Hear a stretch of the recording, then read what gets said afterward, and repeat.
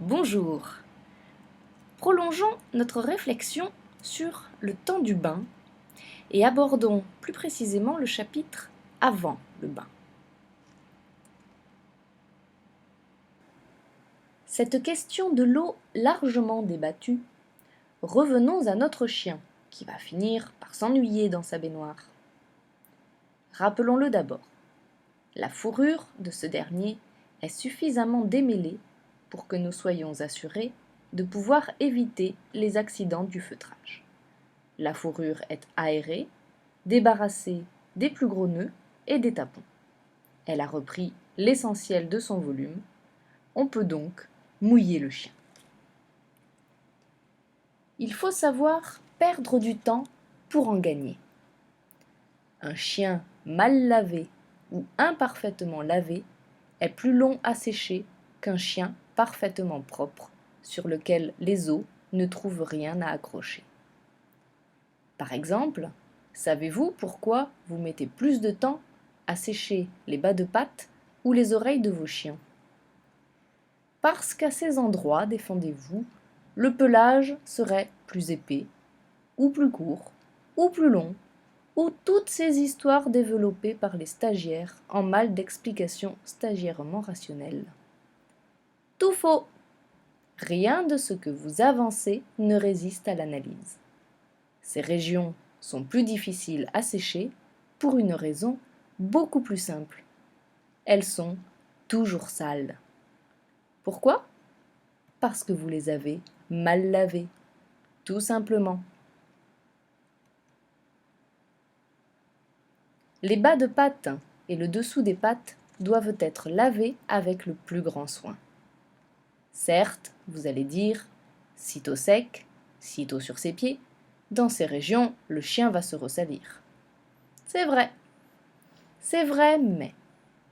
mais nous l'avons déjà dit, le poil du chien est un buvard. Les parties sèches absorbent l'eau des parties mouillées par capillarité, quoi que nous fassions. Si les dessous des pattes de notre chien sont sales, par capillarité, l'eau sale va remonter le long de la patte, et le temps plus long que nous passerons à sécher cette partie nous en apportera la preuve. C'est qu'il est très difficile de bien laver les oreilles des chiens à poils longs.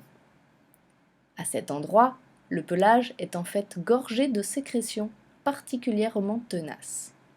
Si vous lavez les oreilles avec le même soin que le reste du corps, elles ne seront pas lavées. Ici, les efforts doivent être multipliés non par 2, mais par 3, voire 4. Faites-le, et vous allez découvrir que vos oreilles, cette fois réellement lavées, sèchent aussi vite, voire plus vite que les autres régions du chien. Mais retenez cette règle générale. Mieux le chien est lavé, plus vite il pourra être séché, et de meilleure qualité sera le brushing. Ou disons les choses d'une autre manière tout aussi exacte, 1 minute apparemment perdue au moment du bain, ce seront 5 minutes au moins qui seront gagnées au moment du séchage. Les bains, quelle fréquence? Quelle que soit sa race, on peut laver son chien aussi souvent qu'on l'estime nécessaire. Le seul inconvénient qu'il y aurait à laver son chien tous les jours, en dehors du temps que cela prendrait, serait pour les races à poils longs une inévitable usure mécanique du pelage au moment du démêlage et du séchage. C'est pourquoi les chiens de concours et d'exposition sont lavés tous les 2 jours ou 3 jours, sans que l'intervalle de la semaine ne soit jamais dépassé. Naturellement, on doit laver le chien citadin ou vivant en ambiance citadine au moins 1 fois par mois, les crasses citadines se révélant toujours beaucoup plus agressives que celles de nos campagnes.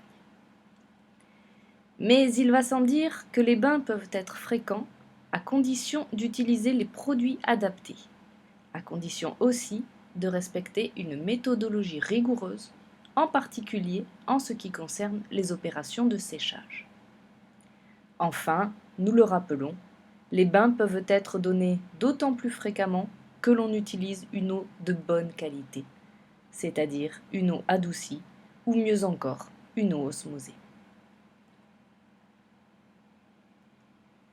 Les opérations avant le bain. 4 opérations, si vous décidez de les exécuter, doivent être faites juste avant le bain. Et à notre avis, la baignoire est un excellent endroit pour conduire ces 4 opérations. Il s'agit successivement de la coupe des ongles, des soins aux yeux, des soins aux oreilles et du vidage des glandes anales. Chez les mammifères, la pousse des ongles est un phénomène continu. Elle vient compenser l'usure naturelle qui se produit lors des déplacements. Le problème est que nos chiens, et souvent aussi nos chats, ne se déplacent plus autant, ou parfois beaucoup moins que Dame Nature ne l'avait envisagé. Les ongles poussent alors plus vite qu'ils ne s'usent. La seule manière de rétablir ou de maintenir un équilibre est donc de couper.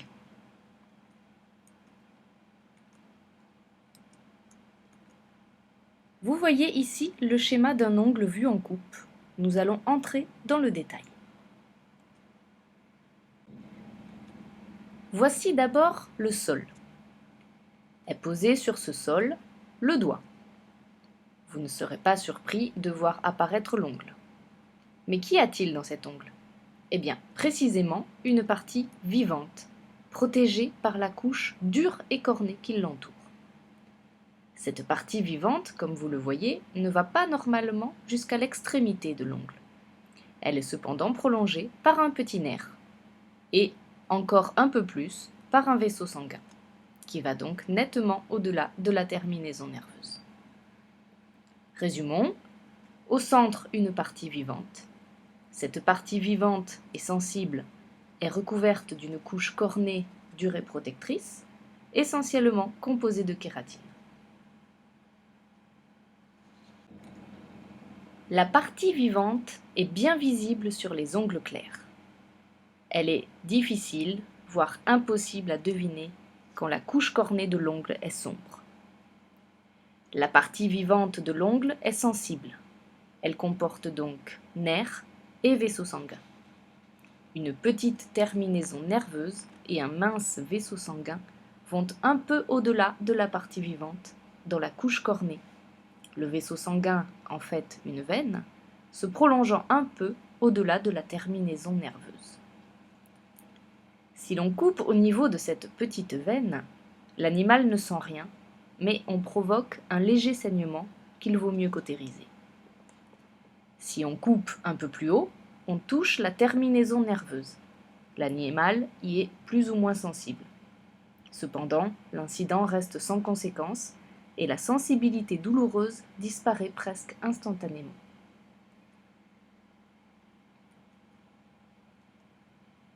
La situation devient plus difficile si l'on a touché la partie vivante. On peut s'en rendre compte immédiatement par l'observation de la section coupée. Il faut d'ailleurs le faire pour évaluer la situation. Si la section de la partie vivante représente moins de la moitié de celle de l'ensemble de l'ongle, le chien ne sentira plus rien après quelques instants, et la cautérisation se fera sans difficulté. Au-delà, des difficultés plus ou moins sérieuses pourraient s'annoncer. En principe, les ongles sont plutôt courts. L'ongle devrait arriver juste un peu au-dessus du sol, sans le toucher, quand le pied est posé à plat. Le problème est que si les ongles sont trop rarement raccourcis, la partie vivante gagne en longueur à son tour, au point de dépasser le niveau qui vient d'être décrit.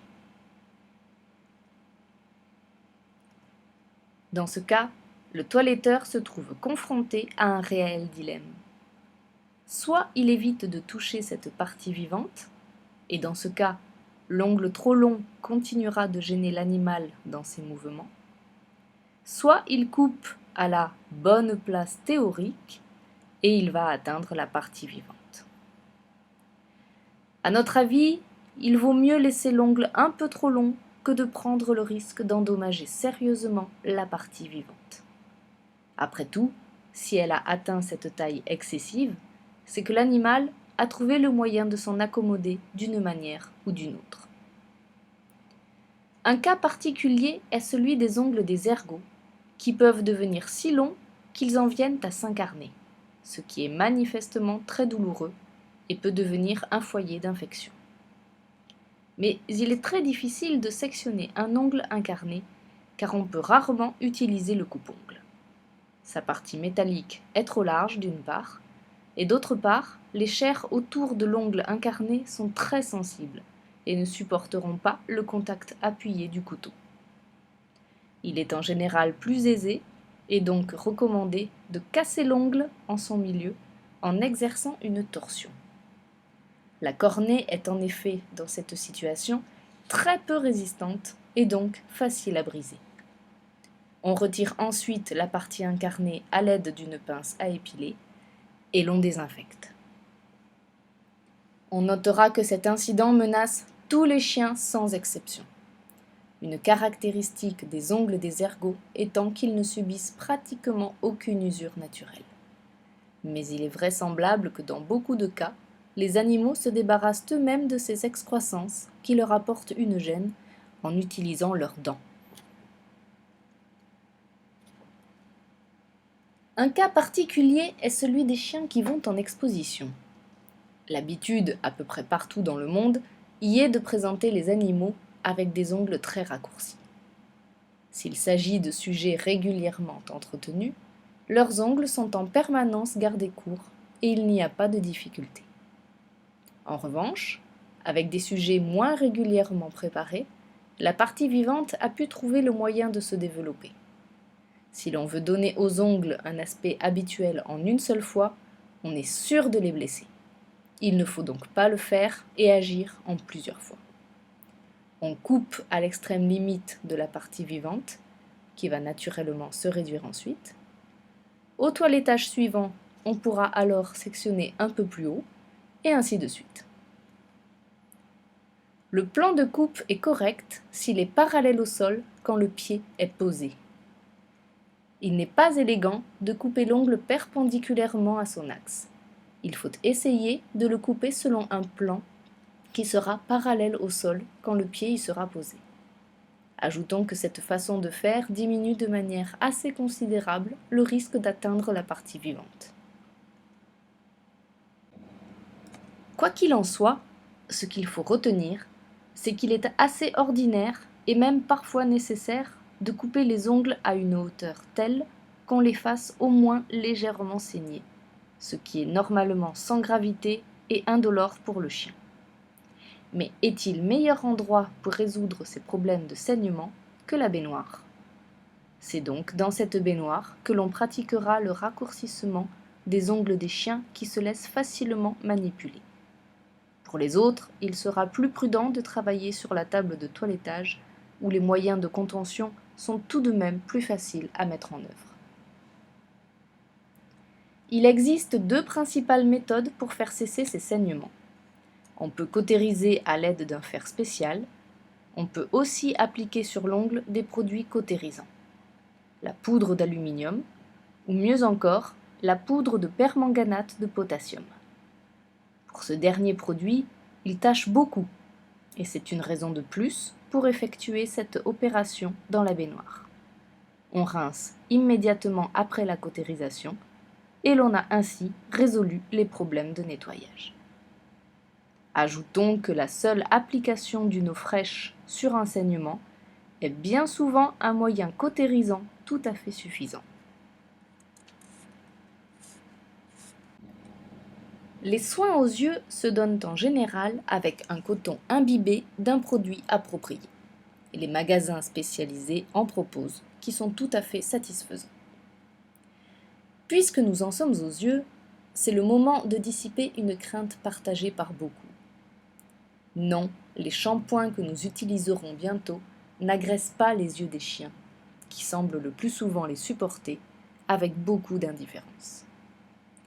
Bien sûr, il ne faut pas exprès introduire du shampoing dans les yeux, mais seulement il n'y a pas de précaution particulière à prendre ici. Certains chiens, de manière tout à fait exceptionnelle, peuvent montrer des yeux rougis après un bain, mais cela prouve seulement qu'ils ont en effet un problème oculaire qui n'a rien à voir avec nos produits. Avec de tels sujets, encore une fois l'exception, on sera donc amené à agir avec les plus grandes précautions, cela va de soi, mais avec cela seulement. Il sera raisonnable ensuite, si l'incident se produit pour la première fois, d'inviter le propriétaire à consulter son vétérinaire. Les soins aux oreilles, et en particulier l'épilation de celles-ci, doivent être conduits avant le bain. En effet, après le bain, l'épilation deviendra beaucoup plus difficile, voire impossible. Quant au nettoyage des oreilles, il sera de toute façon une occasion de ressalir le chien. C'est donc bien plus intelligent de le faire juste avant le bain et dans la baignoire. Les souillures dues à ce nettoyage seront ensuite lavées en même temps que le chien. À ce sujet, certaines personnes croient utile de protéger les oreilles des chiens qu'ils lavent à l'aide de petits morceaux de coton. C'est inutile et cela peut devenir dangereux. Le coton peut gonfler et devenir difficile à retirer. Il ne faut donc agir ainsi que dans le cas précis d'une recommandation vétérinaire pour un sujet particulier. On utilise alors exclusivement un coton hydrophobe et surtout pas hydrophile. Nous ne sommes pas partisans du vidage des glandes anales. Pour nous, cette opération est à confier à la nature dans la plupart des cas, ou au vétérinaire lorsqu'il y a problème. Mais tous les professionnels ne sont pas de cet avis. Certains préconisent le vidage systématique des glandes anales, et dans les salons de toilettage, certains clients le demandent au toiletteur. Si donc on a décidé de vider les glandes anales, la baignoire est un endroit tout indiqué pour cette opération. Là encore, les souillures produites par ce vidage seront faciles à nettoyer, chacun en conviendra. Si vous videz les glandes, munissez-vous de gants. Vous éviterez ainsi l'inconvénient d'une odeur persistante sur vos doigts. Je vous remercie pour votre attention et à bientôt pour la suite.